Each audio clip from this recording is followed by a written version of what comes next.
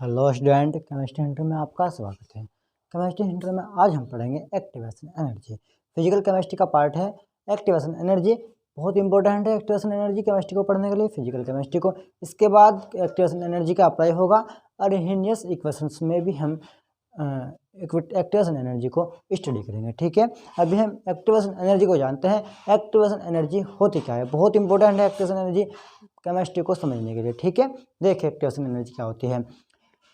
हम जानते हैं कि जब कोई केमिकल रिएक्शंस यानी कि जब कोई केमिकल रिएक्शंस होते हैं तो उसमें क्या होता है, रिएक्टेंट को एनर्जी बैरियर क्रॉस करके, यानी कि जब कोई रिएक्टेंट एनर्जी बैरियर को क्रॉस करेगा तो क्या बनाएगा, प्रोडक्ट में परिवर्तित होने के लिए एक निश्चित एनर्जी की आवश्यकता होती है। यानी कि उसको प्रोडक्ट बनाने के लिए, किसी भी रिएक्टेंट को प्रोडक्ट बनाने के लिए एक निश्चित एनर्जी की आवश्यकता होगी। ठीक है, एक निश्चित एनर्जी की आवश्यकता होगी प्रोडक्ट बनाने के लिए, और वही निश्चित एनर्जी जो होगी तथा यह एनर्जी जो निश्चित एनर्जी होगी थ्रेशोल्ड एनर्जी कहलाती है। कैसी? थ्रेशोल्ड एनर्जी, थ्रेशोल्ड एनर्जी कहलाएगी, थ्रेशोल्ड एनर्जी कहलाती है। थ्रेशोल्ड एनर्जी,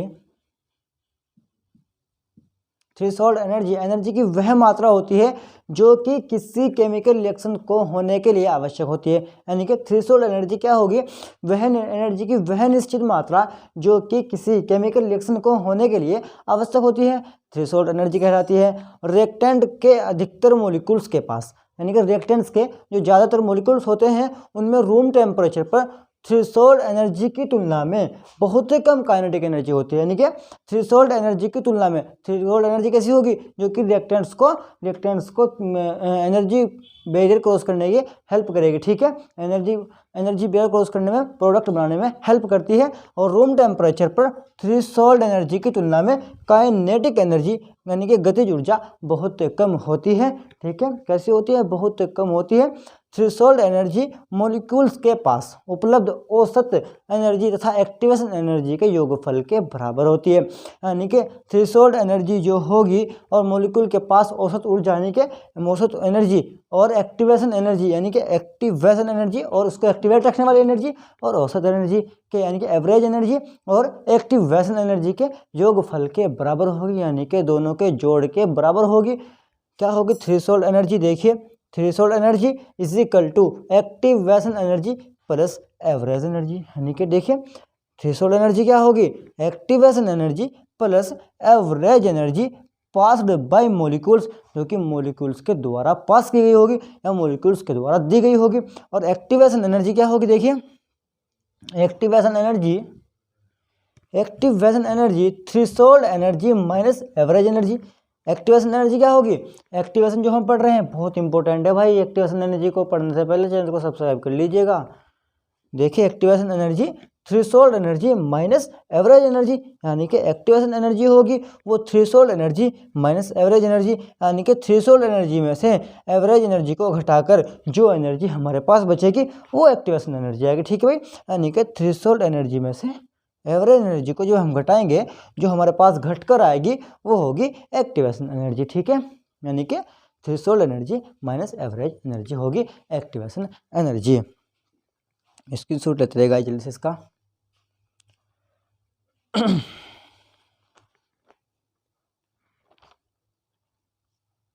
होगा स्क्रीनशॉट सबने ले लिया होगा। अब हम पढ़ेंगे definition of activation energy. Definition of activation energy, definition क्या होगी एक्टिवेशन एनर्जी की, देखिए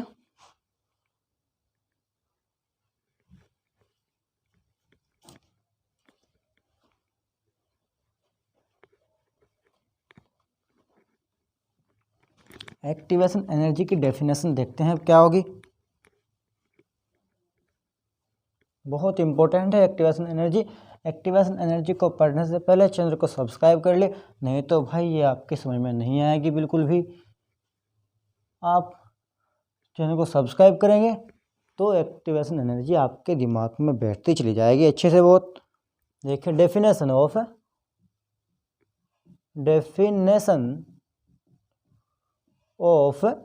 एक्टिवेशन एनर्जी, यानी कि एक्टिवेशन एनर्जी की परिभाषा क्या होगी, काइनेटिक एनर्जी से काइनेटिक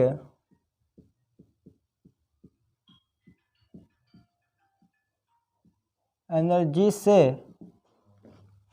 थ्रेशोल्ड काइनेटिक एनर्जी से थ्रेशोल्ड एनर्जी प्राप्त करने के लिए एनर्जी प्राप्त करने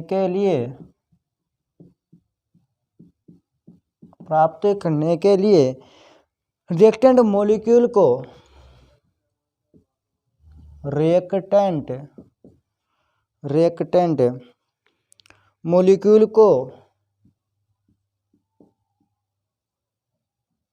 मॉलिक्यूल को प्रोडक्ट बनाने के लिए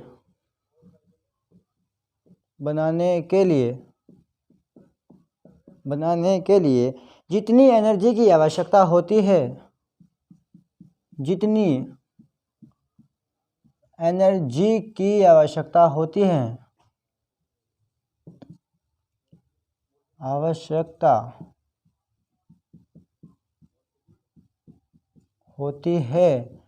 क्या कहलाती है वे? एक्टिवेशन एनर्जी कहलाती है। एक्टिवेशन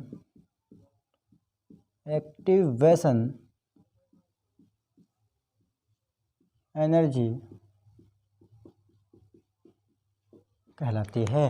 समझिए भाई, यानी कि काइनेटिक एनर्जी जो हमारे पास होगी, मॉलिक्यूल्स के पास काइनेटिक एनर्जी तो उपलब्ध होगी ना, उसके काइनेटिक एनर्जी से थ्रेशोल्ड एनर्जी प्राप्त करने के लिए, थ्रेशोल्ड एनर्जी क्या होगी? जो कि एनर्जी बेयर्स को क्रॉस कराने के लिए या प्रोडक्ट बनाने के लिए इंपॉर्टेंट होगी। प्राप्त करने के लिए रिएक्टेंट मॉलिक्यूल को प्रोडक्ट बनाने के लिए जितनी एनर्जी की आवश्यकता होगी, क्या कहलाएगी? वो एक्टिवेशन एनर्जी कहलाएगी। ठीक है, ये थी इसकी परिभाषा। अब हम पढ़ेंगे कॉन्सेप्ट ऑफ एक्टिवेशन एनर्जी, यानी कि एक्टिवेशन एनर्जी का कॉन्सेप्ट क्या होगा।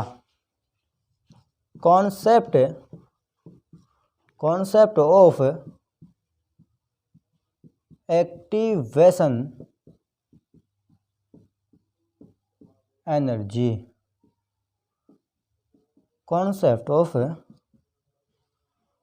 Activation energy. देखिए नंबर 1 पॉइंट देखिए क्या होगा। पहला कॉन्सेप्ट, इस कॉन्सेप्ट के अनुसार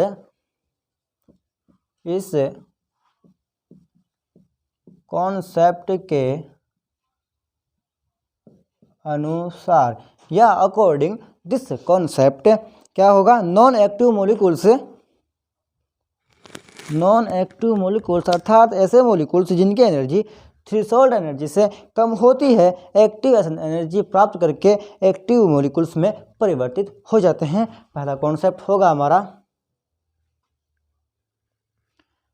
नॉन एक्टिव मॉलिक्यूल्स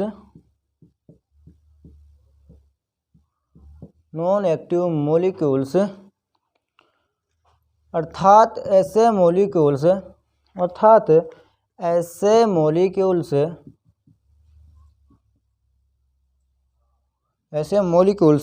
जिनकी एनर्जी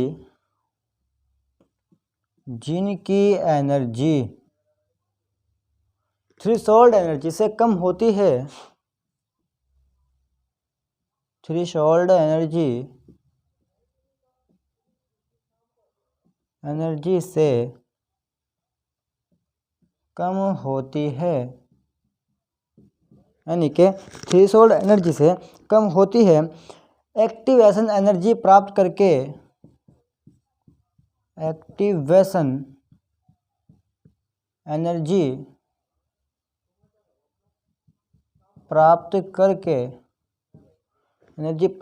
एक्टिव मॉलिक्यूल्स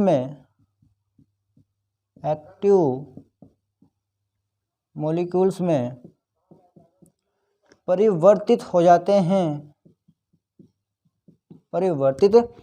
जाते हैं या हो सकते हैं। ठीक है, क्या होगा?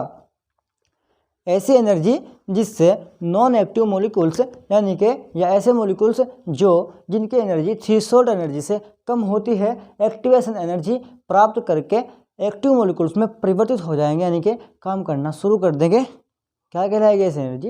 एक्टिवेशन एनर्जी कहलाएगी। पहला कॉन्सेप्ट है हमारा इसका एक्टिवेशन एनर्जी का यही, यानी कि मॉलिक्यूल्स क्या करेंगे, एक्टिवेशन एनर्जी को प्राप्त करेंगे और क्या करेंगे, नॉन एक्टिव थे तो एक्टिव मॉलिक्यूल्स में परिवर्तित हो जाएंगे। ठीक है भाई, क्लियर है ये बात तो भाई सबकी। अब नेक्स्ट है हमारा नेक्स्ट कॉन्सेप्ट है हमारा, क्या होगा नेक्स्ट कॉन्सेप्ट? देखें नंबर 2, पॉइंट नंबर टू, किसी केमिकल रिएक्शंस में किसी केमिकल रिएक्शन में रिएक्टेंट का डायरेक्ट प्रोडक्ट में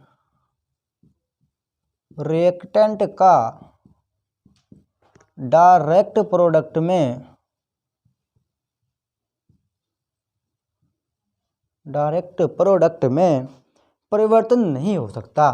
डायरेक्ट प्रोडक्ट में परिवर्तन नहीं हो सकता। समझ गए भाई? यानी कि कोई मॉलिक्यूल्स या कोई रिएक्टेंट्स एकदम से डायरेक्ट प्रोडक्ट में चेंज नहीं हो सकता, यानी कि उसमें बीच के भी चेंजिंग आएगी। जबकि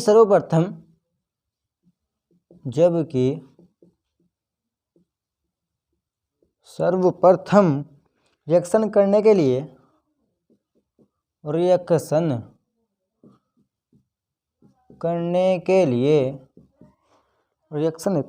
लिए आवश्यक एनर्जी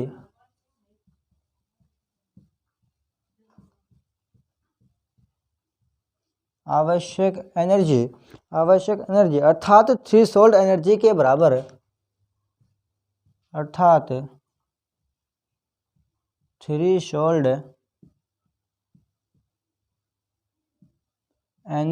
के बराबर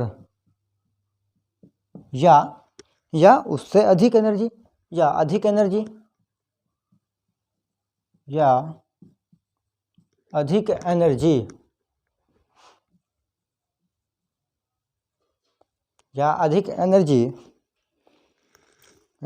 प्राप्त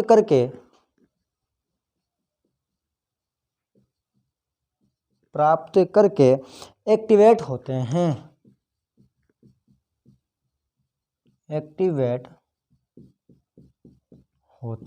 ठीक है भाई, यानी कि या तो थ्री से किसी केमिकल रिएक्शन में कोई भी रिएक्टेंट डायरेक्ट प्रोडक्ट में चेंज नहीं होगा, डायरेक्ट प्रोडक्ट में चेंज नहीं हो सकता। जबकि सर्वप्रथम रिएक्शन करने के लिए क्या होना चाहिए उसके पास, उसे रिएक्शन करने के लिए आवश्यक एनर्जी की आवश्यकता होगी, जो कि थ्रेशोल्ड एनर्जी के बराबर या उससे अधिक होगी, जिससे वो पहले एक्टिवेट मॉलिक्यूल्स में परिवर्तित होगा, जिससे कि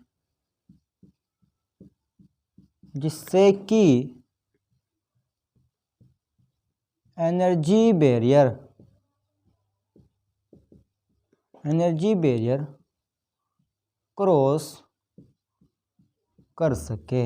यानी कि उसको पहले एनर्जी बैरियर क्रॉस करने के लिए आवश्यक एनर्जी को पूरा करना होगा, जो कि उसकी होनी चाहिए थ्रेशोल्ड एनर्जी के बराबर या उससे अधिक होनी चाहिए। ठीक है भाई, स्क्रीनशॉट लीजिएगा जल्दी से इसका।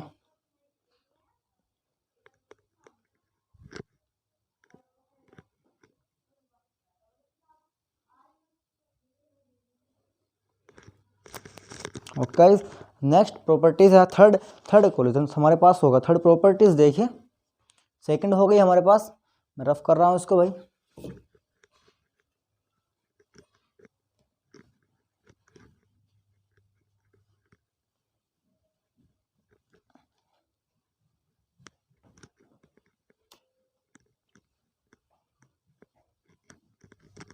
कॉन्सेप्ट ऑफ एक्टिवेशन एनर्जी में थर्ड पॉइंट है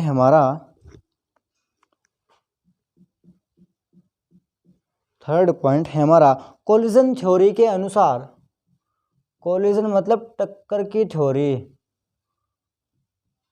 कोलिजन थ्योरी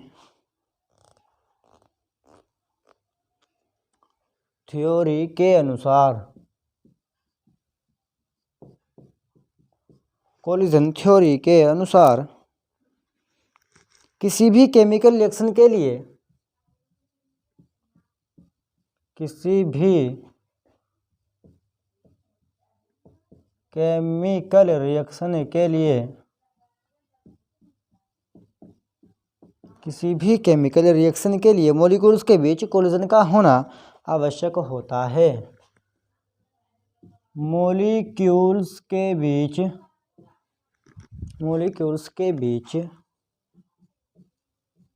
कोलिजन का होना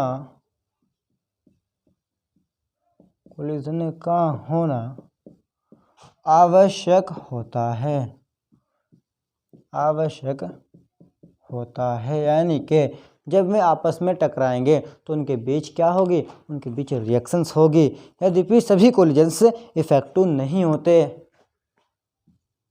यद्यपि सभी कोलिजन्स एक्टिव नहीं होते, यानी कि सभी कोलिजन्स कैसे होते हैं, एक्टिव नहीं होते। सभी कोलिजन्स में मतलब सभी कोलिजन्स एक्टिव नहीं होंगे, कुछ ही तो कोलिजन्स एक्टिव होंगे, कुछ तो इनएक्टिव भी होंगे या नॉन एक्टिव होंगे। ठीक है, देखिए केवल ऐसे मॉलिक्यूल्स जिनके पास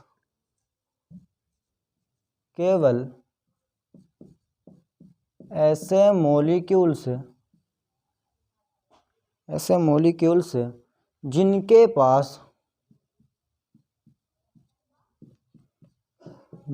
पास थ्रेशोल्ड एनर्जी के बराबर, इनके पास आवश्यक एनर्जी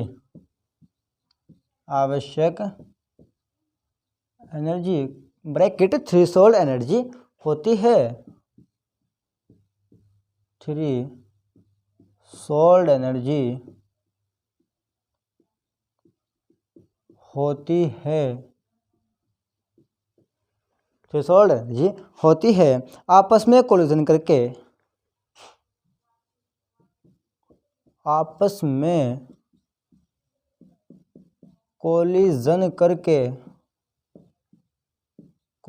करके एक्टिवेटेड कॉम्प्लेक्स अथवा एक्टिवेटेड कॉम्प्लेक्स या ट्रांजिशन स्टेट बनाते हैं, ट्रांजिशन स्टेट बनाते हैं।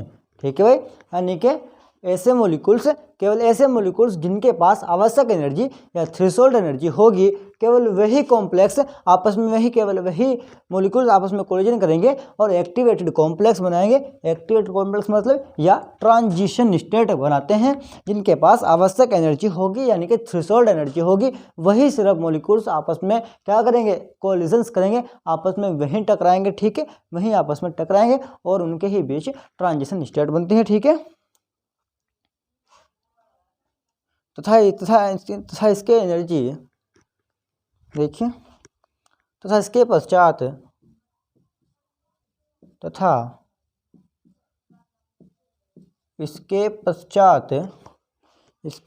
एनर्जी बैरियर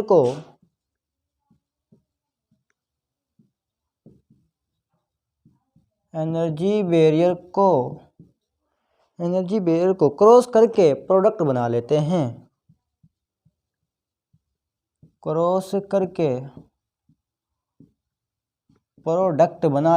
हैं, क्या करेंगे भाई, थ्रेशोल्ड एनर्जी जिनके पास होगी कोलिजन्स करेंगे और एनर्जी बैरियर को क्रॉस करेंगे और प्रोडक्ट बना लेंगे। देखिए, माना कि एक जनरल रिएक्शन क्या है, A प्लस BC और equal to AB plus C। ठीक है भाई, ए बी प्लस सी, ये था हमारे पास रिएक्टेंट और ये है हमारे पास प्रोडक्ट। ठीक है, ठीक है। अकॉर्डिंग टू कॉन्सेप्ट, कॉन्सेप्ट के अकॉर्डिंग क्या होना चाहिए, कॉन्सेप्ट के अकॉर्डिंग, अकॉर्डिंग टू कॉन्सेप्ट, यानी कि कॉन्सेप्ट के अकॉर्डिंग रिएक्शंस कैसे होने चाहिए, ए प्लस बी सी एरो, ए प्लस बी सी एरो, ये हमारे पास है रिएक्टेंट, ये हमारे पास है रिएक्टेंट, ये से बॉन्ड ही तो टूटेगा भाई, ऐसे बॉन्ड टूटता जाएगा और क्या बनेगा, कौन सी स्टेट है, ट्रांजिशन स्टेट, ट्रांजिशन, ये है हमारे पास ट्रांजिशन स्टेट। और इसकी कैसी होगी, एक्टिवेटेड कॉम्प्लेक्स भी बोलते हैं इसको, एक्टिवेटेड कॉम्प्लेक्स, मैक्सिमम एनर्जी होती है इसकी भाई, मैक्सिमम एनर्जी, मैक्सिमम एनर्जी का होगा, क्लियर है भाई। अब देखिए ये किस प्रकार ये होंगे भाई, इक्विलिब्रियम में, ये इक्विलिब्रियम में होंगे और प्रोडक्ट कैसा बनेगा, यहाँ बनेगा प्रोडक्ट ए बी और प्लस सी, ये हो गया हमारा प्रोडक्ट। ठीक है भाई, ये बन गया हमारा प्रोडक्ट। स्क्रीनशॉट लीजिएगा जल्दी से इसका।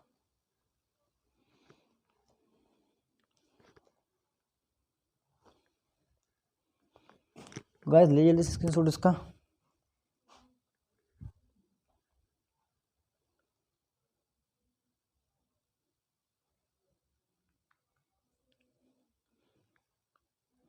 गाइस मैं रफ कर रहा हूँ इसको, स्क्रीनशॉट आपने ले लिया होगा।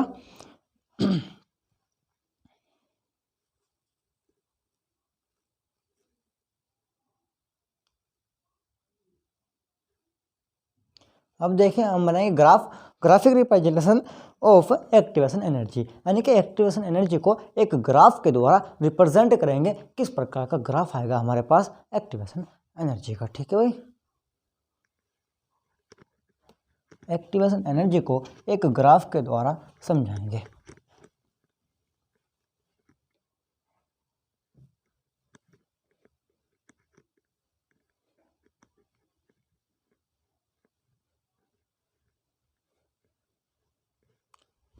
पढ़ेंगे ग्राफिक रिप्रेजेंटेशन,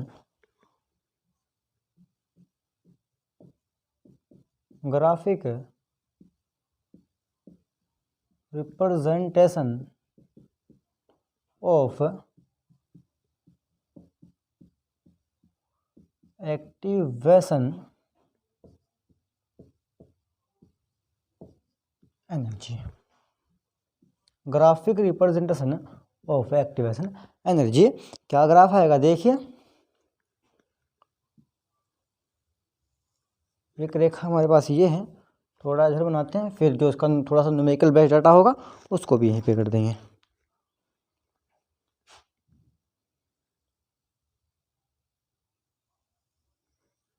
ठीक है भाई, यहाँ पर है हमारी एनर्जी, ये हो गई हमारी एनर्जी, और नीचे हो गया रिएक्शन कोऑर्डिनेट, रिएक्शन कोऑर्डिनेट्स। ठीक है, यानी कि रिएक्शन के कोऑर्डिनेट्स आएंगे। देखिए एक लाइन हमारी ये होगी डॉटेड, और एक लाइन होगी हमारी डॉटेड ये। ठीक है, ग्राफ कहाँ से उठेगा, ग्राफ उठेगा यहाँ से और ऐसे जाएगा और ऐसे आएगा।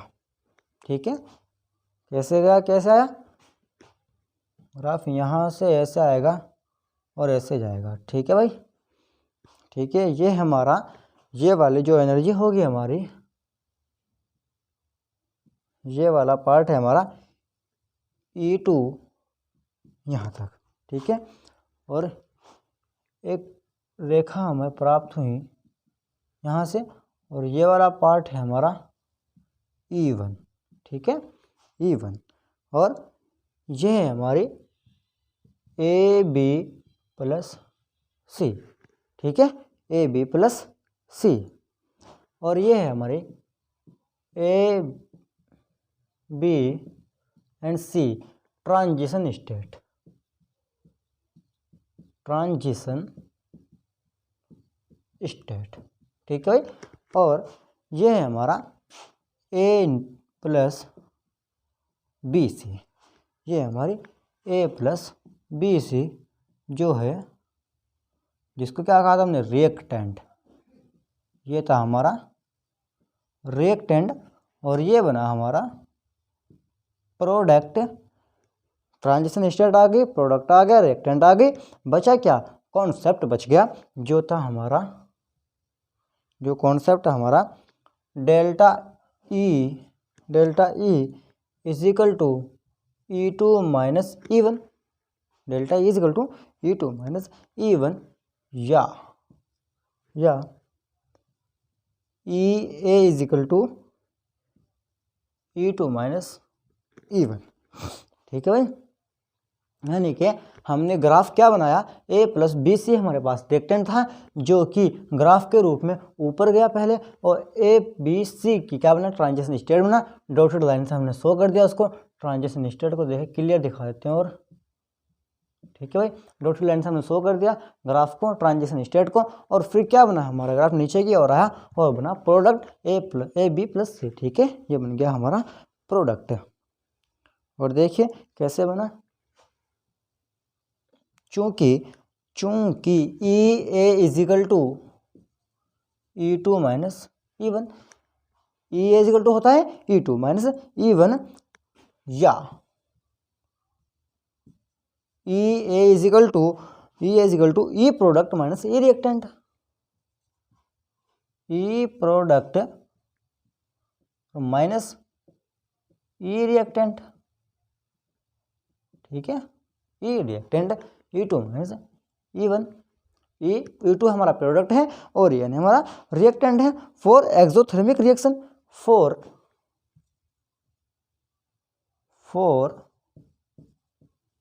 एक्सोथर्मिक रिएक्शन, एक्सोथर्मिक रिएक्शन क्या होगी हमारी, ई ए रिएक्टेंट, ई ए प्रोडक्ट लेस देन ई ए रिएक्टेंट, ई ए रिएक्टेंट, ये होगी हमारी एक्सोथर्मिक रिएक्शन। फॉर एंडोथर्मिक के लिए क्या होगा, ये एक्सोथर्मिक के फॉर एंडोथर्मिक रिएक्शन के लिए इसका उल्टा हो जाएगा, ई ए प्रोडक्ट